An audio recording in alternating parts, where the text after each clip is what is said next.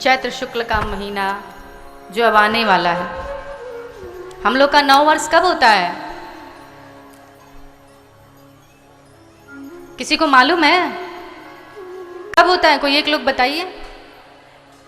चैत्र शुक्ल प्रतिपदा को उस दिन क्या करना चाहिए?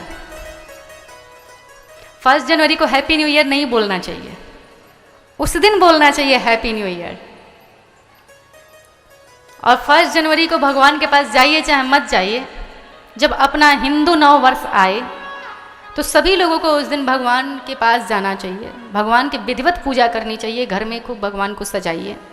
उस दिन अपने दरवाजे पर रंगोली बनाइए सुंदर सी, कुछ मीठा बनाइए और उस दिन सारे बड़े लोगों से आशीर्वाद लेना चाहिए, क्योंकि उसी नव वर्ष के दिन इस सृष्टि की रचना हुई थी।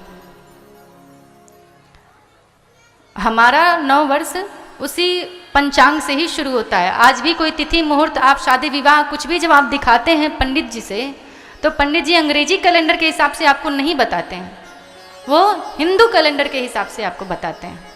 और हम सब लोग कौन हैं? सनातन संस्कृति वाले, इसलिए उसी को मानना चाहिए जो कि आज पूरा विश्व मान रहा है। पहले पूरे विश्व में क्या होता था?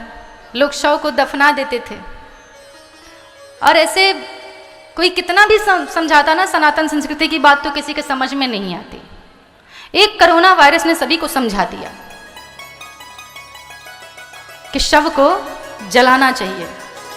और ये संस्कृति किसकी है? ये हमारी भारतीय संस्कृति है, सनातन संस्कृति है, कि शव को दफनाते नहीं है, शव को जलाते हैं। और अब से नहीं है, हजारों लाखों वर्षों से है। दशरथ जी के भी शव को जलाया गया था, दफनाने की बात नहीं आती है। ये सनातन संस्कृति हमारी सबसे बड़ी है, सबसे पुरानी है, इसलिए हम सभी को सनातन संस्कृति की परंपरा के अनुसार ही चलना चाहिए। हाय बाय वाला सब सिस्टम छोड़ दीजिए, क्योंकि अब पूरा विश्व जो है क्या सीख रहा है?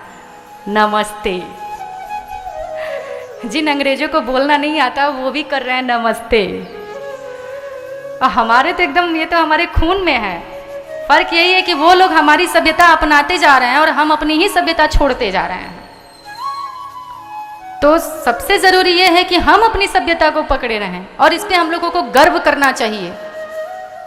भाग्यशाली हैं हम कि हम सनातन संस्कृति के हैं, और भाग्यशाली हैं हम कि भारत में हैं और हम ऋषि संतान हैं। यहाँ जो भी लोग बैठे हुए हैं सभी किसी न किसी ऋषि के द्वारा इनकी उत्पत्ति हुई है। हम कोई साधारण मनुष्य नहीं है। इसलिए कभी भी अपनी परंपरा को, अपनी संस्कृति को छोड़िए मत, इसको अपनाइए। और सभी लोग ध्यान में रखिएगा, ये जो नव वर्ष आने वाला है हमको इसी नव वर्ष को मनाना है। और एक बात का विशेष ध्यान रखिएगा, नव वर्ष के दिन एक जो कार्य किया जाता है वो सबसे महत्वपूर्ण है। उस दिन नया ध्वज लिया जाता है, नया ध्वज भगवान को चढ़ा करके, और वो नया ध्वज अपने घर के छत पर लगाना चाहिए। उसी दिन अपने घर के ध्वज को बदलना चाहिए। ध्वज को लगाने से घर में नकारात्मक ऊर्जा नहीं आती। आप लोग सोचेंगे क्यों लगाएं ध्वज?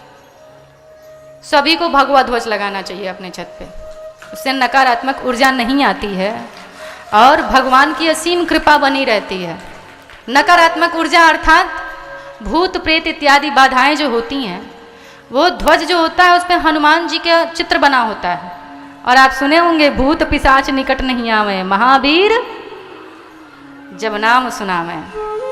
तो आपके जो इष्ट देवता हों, ध्वज पे दुर्गा जी हों या हनुमान जी हों, आप उस ध्वज को नव वर्ष के दिन लगाइए और उसी दिन सभी को शुभकामना दीजिए। बोलिए बांके बिहारी लाल की। तो अब हम सभी भगवान श्री राम का जन्मोत्सव मनाएंगे, जहाँ प्रभु का जन्म होने वाला, प्रभु प्रकट होने वाले हैं। दशरथ जी महल के बाहर खड़े हैं, आगे पीछे घूम रहे हैं, कैसे कब मेरे कानों में सुनने को मिल जाए कि पुत्र की प्राप्ति हुई है।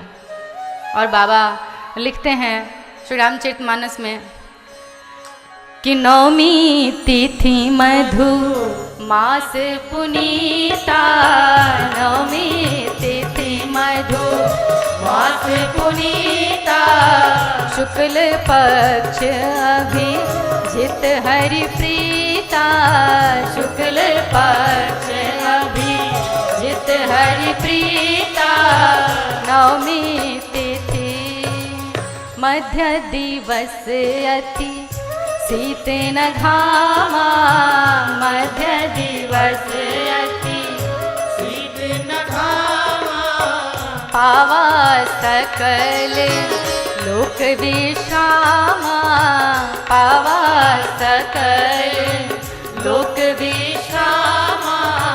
नवमी तिथि, नवमी तिथि है मधुमास पुनीता, मधुर समय, मध्य दिवस अति शीत न घामा, न बहुत ज्यादा गर्मी है न बहुत ज्यादा सर्दी है। चैत्र शुक्ल का महीना है, नवमी तिथि है, दिन में 12 बजे हैं जो कि अभिजीत मुहूर्त है, और वो अभिजीत मुहूर्त जो कि रोज होता है दिन में 12 बजे।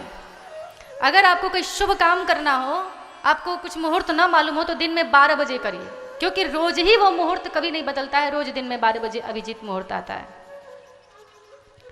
तो अभिजीत मुहूर्त है, जैसे ही दिन में ठीक 12 बजा है वैसे ही भगवान श्री राम कौशल्या मैया के सामने चतुर्भुज स्वरूप में प्रकट हुए हैं। बोलिए भक्तवत्सल भगवान की। प्रभु जैसे प्रकट हुए हैं, कौशल्या जी ने हाथ जोड़ करके भगवान की स्तुति की है।